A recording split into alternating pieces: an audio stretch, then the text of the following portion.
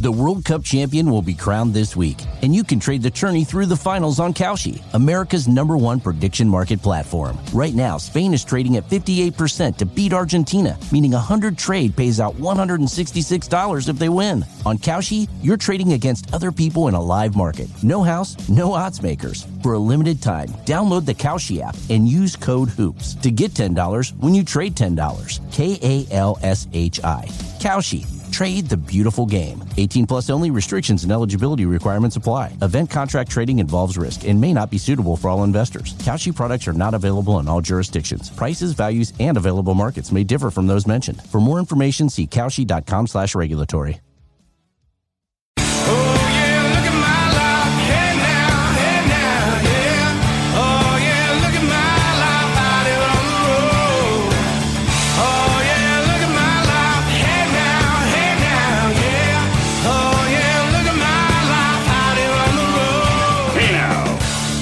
Hey now! Happy Friday, friends! Welcome to Scott Fox After 9. As I suspected, I'm not going to be able to do listener DMs today, and I apologize for that. I love the listener DMs on Fridays, but today there's just too much going on. Today you're going to hear from Ontario Premier Doug Ford, you're going to hear from Prime Minister Mark Carney, and I'm going to start off with President Trump. Now, hear me out here. This episode is not for everybody. This one is not for everybody. Some people might be happier not listening to this episode, and I'm going to tell you why. Because the media has told us a story for years, and today the story is going to change a little bit. There's a lot of people who have been shamed out of even considering the possibility that the 2020 U.S. presidential election was rigged, that it was stolen, that it was Trump's to win, and Joe Biden stole it. The Democrats stole it. That was the story that Donald Trump has been screaming from the mountaintops since the 2020 election. But I know, it went in front of judges, and judges said, nope, there's no interference. It went in front of voting experts, and they said, nope, no interference. Trump is crazy.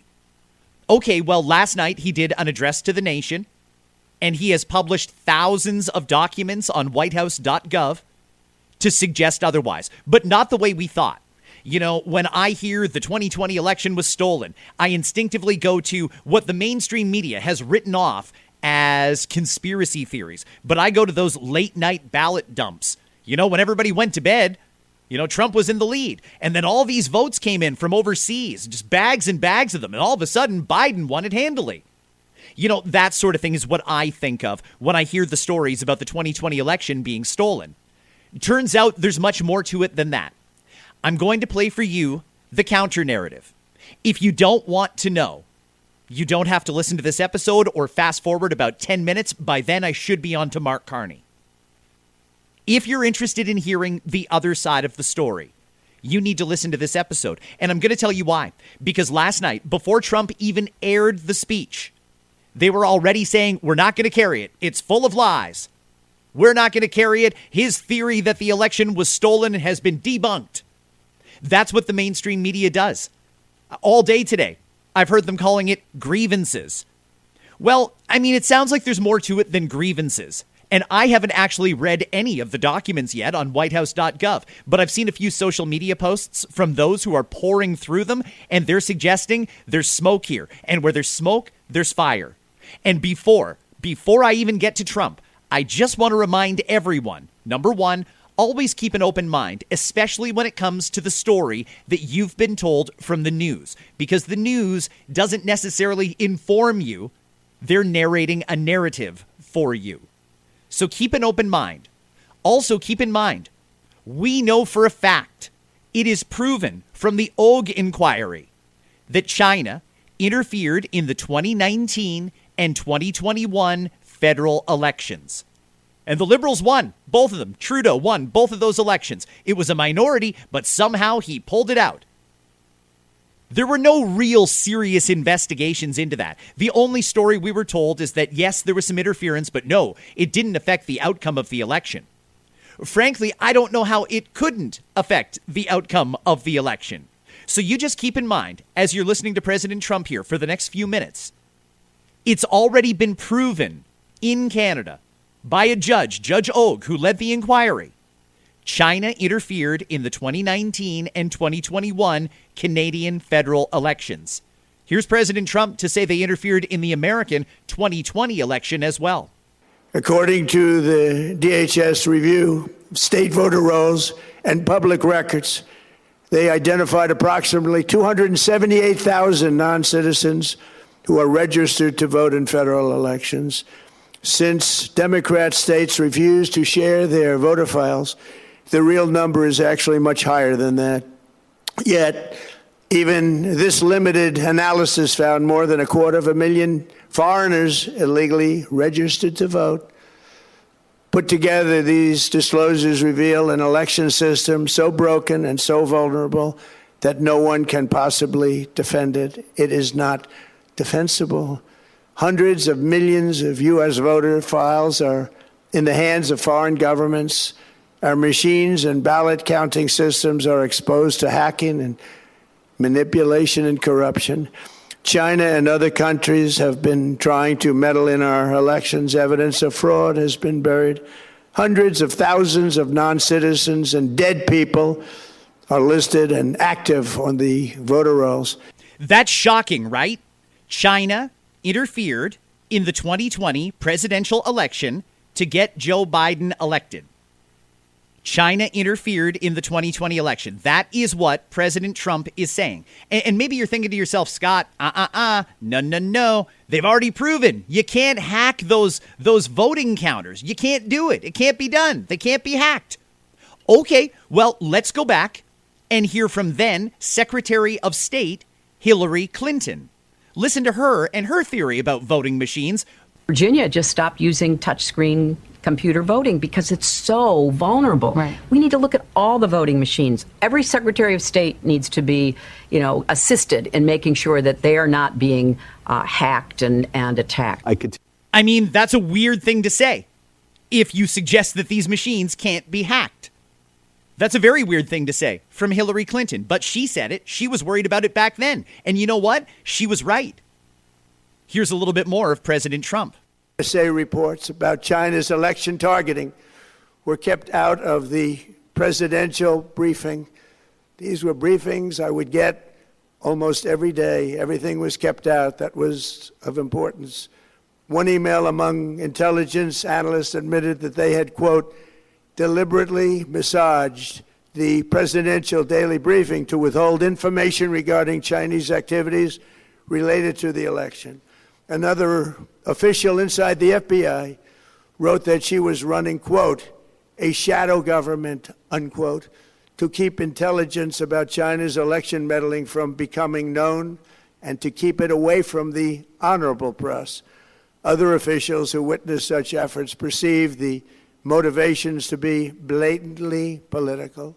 That's President Trump saying that they've got the receipts, and I'm told you can see this on whitehouse.gov as well, that FBI agents and CIA agents, intelligence assets, were openly bragging about running a shadow government. We're bragging about how they massaged the daily presidential briefing to make sure that President Trump wasn't getting briefed on China's attempts to interfere in the U.S. election. CIA reporting the name of the person doing the, quote, is now under review. But it gets even worse. Raw intelligence obtained by the FBI in 2020, yet buried by rogue bureaucrats, stated that China's activities even included an attempt to manufacture illegal ballots for Joe Biden. Documents show that during this period, dozens of significant CIA and NSA reports about China's election targeting were kept out of the presidential briefing. Sounds very serious to me. Making up ballots, hacking the voter roll, potentially hacking voting machines. This sounds very, very sinister from the government of China. The president here. You know what? Maybe I should back up a little bit. Let me clarify. In doing this episode that I'm doing and giving some airtime here to the president, part of the reason I'm doing that is because I don't think we know the whole story. At the end of the day, though, I firmly believe in the philosophy, not my pig, not my farm. What China did in America has very little to do with me as a Canadian citizen, a proud Canadian citizen, and as a nationalist here in this country. I don't really care that much. What I do care about is that now knowing this, and after what Mark Carney said a year ago, that China was Canada's greatest strategic threat, now they're supposed to be the savior and our new bestie here in Canada. Our new strategic partner is China. And you're hearing the president now explain what's in the intelligence that they released that suggests China was trying to overthrow governments in North America. Sounds like there were compromised individuals. And by the way, some of the individuals compromised may have been in the media. Listen to this. The Chinese government sought to identify U.S. journalists who had reported negatively on the U.S. president and pay them large sums of money to write more negative articles about him, as many as they could, and they didn't care what they said. The Chinese government wanted U.S. president to lose the next election, and the reason they wanted me to lose is because they knew I was wise to them, charged them billions and billions of dollars worth of tariffs, and built the strongest military anywhere in the world. We have the strongest military anywhere in the world. These are exact quotes from the CIA reporting. The name of the person doing the quote is now under review, but it gets even worse. Raw intelligence obtained by the FBI. To summarize what you've heard here, basically what President Trump is alleging is that the Chinese interfered to overthrow his government and install Joe Biden as president of the United States. The Democrat, or the American liberal. Democrats and liberals are the same thing. China conspired to try and get the Democrats elected in the 2020 U.S. presidential election. He's also alleging this was covered up and hidden from the office of the president because they knew it was going on and they let it happen. And it was covered up by some corrupt individuals within the intelligence apparatus who bragged that they were running a shadow government. That's in writing. It's in the documents that got released. And to boot, the media may have been completely, not just complicit in this, active participants in this. So when they found out President Trump was going to come out and expose all of this last night, they all made the decision, we're not going to cover that speech. We want to watch it and see what he says and only show people things that we think matter to them. Or things that could compromise the media and point out to regular individual folks like you and me that the media is not neutral. Trump is saying they were bought off, paid to write negative stories, to paint Trump in a negative light. Crazy. One more. How about those news networks? News networks that refused to carry a presidential address last night. This is what Trump said about that. World country that has elections like we have. In a rare move, NBC and ABC Fake News have both said that they would not cover this speech. They knew what it was about because of the fact that they don't like the topic, because they know how corrupt our system is and they don't want to reveal it. They and others in the media are part of a plot. They want to continue this fraud for whatever reason. They want to keep it going. They want to protect the radical left. They can't have a great country, and that's true. You can't have a great country without free and fair elections. Fraud like this should mean a revocation of their licenses. They use our public multi-billion-dollar in value airways for absolutely no money. They pay nothing. All we want is honesty in our elections and honesty in reporting. They pay nothing for multi-billion-dollar assets. Great damage has been done to our country. Damage has been done in Canada, too, from bias reporting. It happens here, too. And I think everyone can acknowledge that there is a huge bias coming from our mainstream media. The president was entitled to that airtime last night. I know the mainstream media doesn't like him, but he was entitled to that airtime. When the president wants to speak to the people, he should be given that chance. And it's true, the broadcasters, they don't pay for those licenses to be able to use the airwaves like they do, They don't pay for it. They just have to follow the rules. And the president is suggesting here they didn't follow the rules. Scary stuff here. Hey, listen, feel however you want to feel about Donald Trump. I'm not here apologizing for Donald Trump. What I am pointing out here, though, is the accusations coming from the White House here have an impact on Canada, because Mark Carney just signed us up to work with the Chinese as well, our new strategic partner. We've opened up our auto market to them, that sacred auto market that is responsible for so many jobs in Canada. We've opened it up to the Chinese, possibly making us majorly vulnerable in negotiations with the Americans.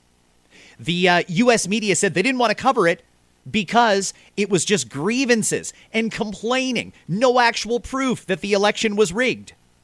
Okay, well, I think most people agree. The 2016 election, when Trump first got elected, that wasn't rigged. He won that one fair and square. Came down to Pennsylvania and he nailed it. Well, they certainly did give Hillary Clinton time to air her grievances about elections being rigged. You can run the best campaign. You can even become the nominee. And you can have the election stolen from you. When President Trump says the election in 2020 was stolen from him, everybody starts screaming at the top of their lungs and they shut it down right away and shame whoever brought it up. Hillary Clinton, back in 2016, was complaining that the election was stolen. Nobody criticized that. You know, the president wanted to come out last night and address the American people to complain about interference in American elections. The media said, no way, we're not doing it. Okay, well, when Joe Biden wanted to complain about our elections, they gave him airtime to do a speech.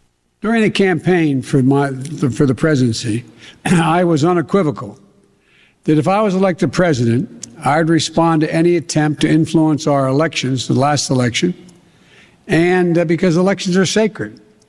They're sovereign undertakings, and they're an expression of the will of the American people. And we cannot allow a foreign power to interfere in our democratic process with impunity. And I told them if it turned out that as I thought, that there was engagement in our elections, that I'd respond. Today, I've approved several steps, including expulsion of several Russian officials as a consequence. So they don't seem to have a problem with the overall topic. They have a problem with the speaker. Or they've got a problem with the message. And that in itself is a big problem. We just want fair elections and unbiased media. Is that truly too much to ask for? Because what the Americans are asking for there, or what Trump is asking for, and a lot of his supporters, that's what I think most Canadians want too. We want free and fair elections, and we want an unbiased media. We certainly don't have an unbiased media, and I think now that we know what we know from this big intelligence dump from the president here, I think we should revisit a little bit more what went on in the 2019 and 2020 Canadian federal elections. You know, maybe 2019, you can swallow that one. But by 2021, Trudeau was not nearly as popular as he once was. People were onto him. We were just coming out of COVID, a very divisive time. It was a close election, but we know China interfered in it. That's from the Hogue inquiry. Justin Trudeau created that inquiry under massive pressure, by the way, from the opposition. So we know it happened here. Now the Americans are saying it happened there. Where there's smoke, there's fire. I think this is worth investigating, my friends, but that's where I'm going to leave this particular part of the podcast. I want to let you know this episode is brought to you by The Caulking Store. They're at thecaulkingstore.com. It's the weekend. You doing some home reno projects? Good caulk is hard to find. That's what they say at The Caulking Store. The big box stores may be bigger, but bigger isn't always better. And if you use the wrong sealant or caulking or adhesive, those repairs can be very, very expensive. The Caulking Store is going to help you find the right professional grade sealant, and you can do it for less. They've got all the top brands. They've got all the top tools. If you are a contractor, this is where you got to go. If you're a do-it-yourself kind of person, you should go here. They're Canadian owned and operated. Satisfaction sealed. They've got the lowest price guarantee, contractor pricing, fast and reliable delivery if you need it. They even offer a senior's discount. The Caulking Store is in Mississauga at the border of Etobicoke, right at Renforth and the 401. As they say, good caulk was hard to find until they showed up. You can shop online at thecaulkingstore.com. TheCaulking store.com. And thanks a lot to them for bringing us this episode of Scott Fox After 9. Now let's go to the Prime Minister. Yesterday, he was making an announcement about buying armored vehicles. I don't know how much of that I have to carry. It was very boring. It was a lot of talking points. He kept doing the "in a more dangerous and divided world" nonsense over and over. That's designed to try and scare people, particularly senior citizens, into getting behind him. So let's just skip right to the Q&A. First question is an important one. It's about the Gordie Howe Bridge. See, initially, the Prime Minister came out and told us that the deal that we worked out was we wouldn't start splitting the profits with the Americans until we were fully reimbursed for the bridge. Then we start splitting it, and all the money that we split is going to go to the American side. Then there was some reports that maybe that's not quite accurate. Maybe what the Prime Minister is saying possibly isn't true. Or maybe he doesn't understand what was signed. Well, I don't know if we can necessarily take the American officials' version verbatim here. We should be able to trust our Prime Minister. And the media, I'll give them credit in this case, they are trying. But the Prime Minister will not reveal what the deal says. And I can't think of why. There's no national security concern here. We just want to know how we're splitting the revenue from the bridge. Here is yesterday the Prime Minister. Hello, sir. Nathaniel Dove from Global News. Prime Minister, we're looking for more information on the deal to open the Gordie Howe Bridge. Canada spent $6.4 billion to build it. Is the Canadian debt repayment on the bridge included as expenses before profits are split with the U.S.? Well, let me say, first of all, that we're very pleased that the prospect of the bridge reopening later this month, or opening later this month. This is good for Canada, good for the United States. Both in the short term and the long term. What we have with the agreement with the U.S. Is as follows. And let me start with what it isn't. It's not splitting the tolls of the bridge. It is an agreement for 15 years to split net revenues. Splitting of tolls, any sharing of the toll revenue won't happen until all of the debt is repaid. We will split net revenues over the course of the first 15 years. And those net revenues are after operational costs. So it's manning the toll booths, it's maintenance, it's snow removal, a series of other operational costs. We expect that after those costs, for the first few years, net revenues will be modest. In fact, we expect them to be negative, as traffic ramps up. So negative to modest in the first few years. And what's been designed is an alignment of incentives so that when the splitting begins, all of the portions that go to the U.S. government will be reinvested in economic development, regional economic development in the area, the U.S. side of the area, obviously, which is pro-cyclical. It reinforces, more traffic, higher revenues, more investment, and that's the way it moves forward. The underlying agreement that we have with Michigan remains the same. And so no sharing of tolls until all the debt is repaid. So it's a good deal for both sides. It gets things moving. And, that's in the spirit of today's announcement, which is to get things moving. The Prime Minister is he's telling his version of the story, and that's fine. But frankly, I'm confused, and I think you probably are too. Where are we at here? It's very, very simple. Say we bring in $100 in tolls. Do they get 50 and we get 50? Or do they get nothing until we've recouped $6.4 billion? And how can we get to $6.4 billion if the bridge is intended to lose money for the first few years? I'd also like to ask a question. I mean, they say this is desperately needed, and oh my God, there's so much frustration in the area. It's gridlock, blah, blah, blah. We need another bridge. Well, if we need another bridge, why do they expect the traffic is going to be so low that we won't make any money? Probably $5 each way, or when you cross into the Canadian side. I would imagine it'll be about $5, maybe a little bit more to use this bridge. Maybe they'll charge the truckers a little bit more. Okay, well, I mean, somebody do the math. Can we, based on $5 tolls, repay ourselves the $6.4 billion and then still profit share within that 15-year window? I also don't understand the 15-year window. I'm confused on this one, guys, and I'm paying attention. I'm trying to get informed here. There's one way that we could find out what the actual deal says, because somebody is lying.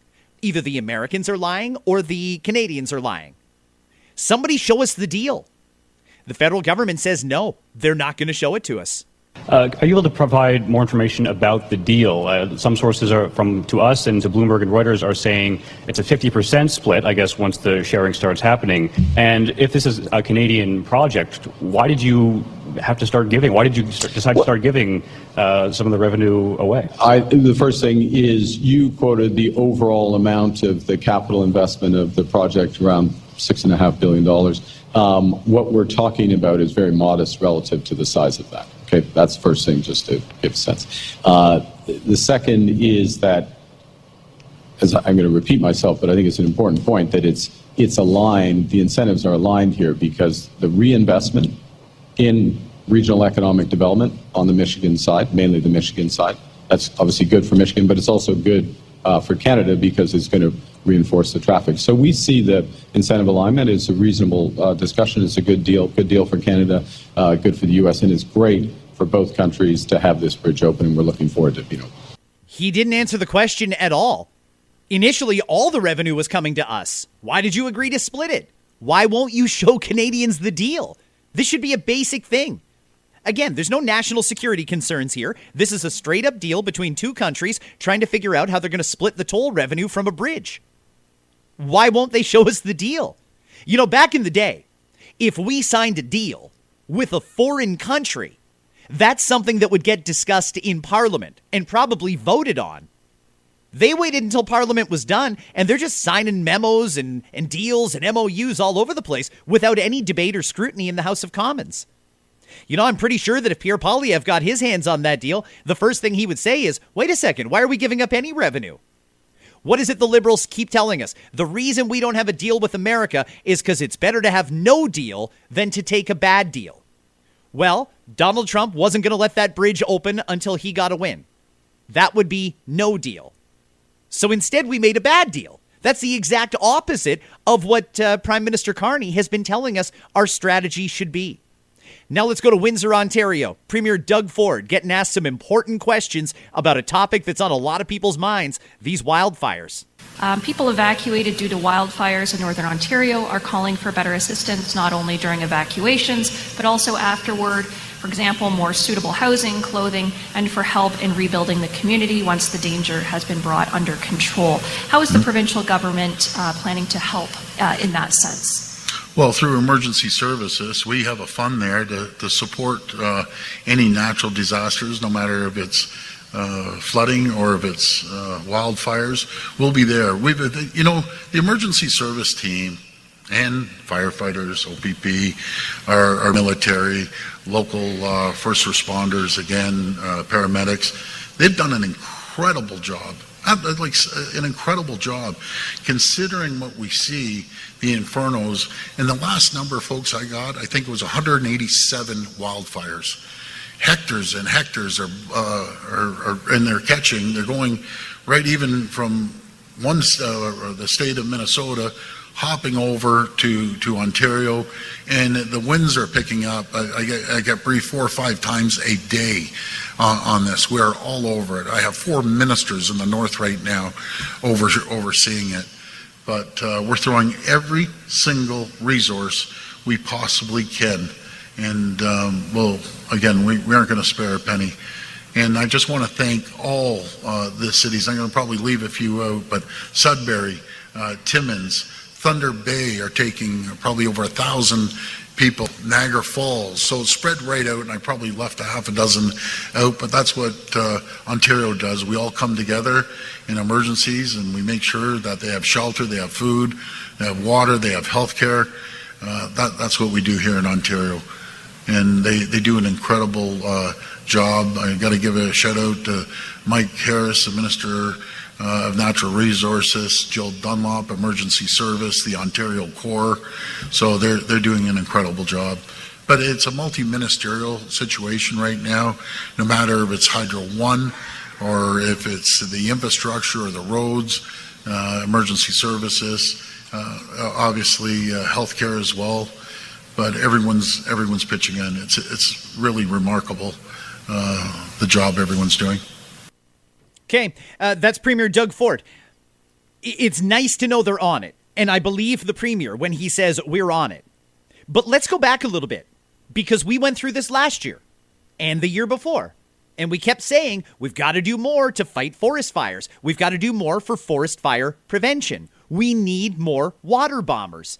That was conversations that we've been having for a while. Has any of that been done? Were these fires that are putting this choking smoke all across Ontario, Michigan, and Quebec in particular, but also into Pennsylvania, New York, and Ohio, the list goes on, and the Americans aren't happy about it.